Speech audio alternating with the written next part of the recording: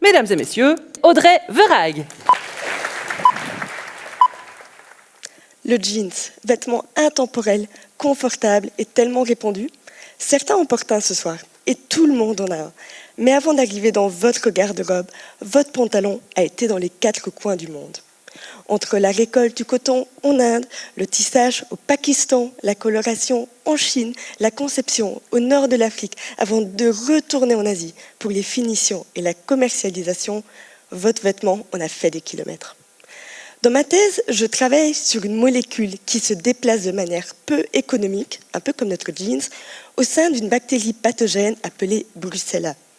La question que je me pose, c'est pourquoi, alors que normalement la nature fonctionne à l'optimisation de l'énergie, pourquoi la bactérie en dépenserait-elle autant?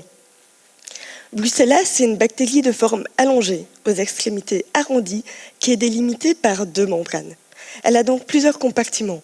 Au centre, le cytoplasme, puis la membrane interne, ensuite le périplasme et au final la membrane externe qui emballe le tout.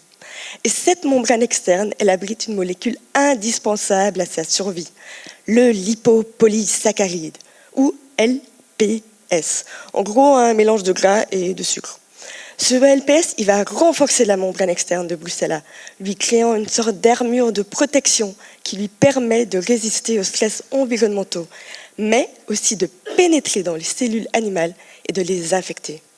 Cette molécule, elle joue donc un rôle primordial dans la propagation de la maladie.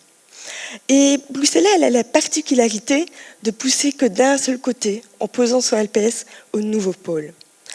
Un peu comme notre jeans, la molécule de LPS va progressivement être construite grâce à plusieurs protéines en différentes étapes.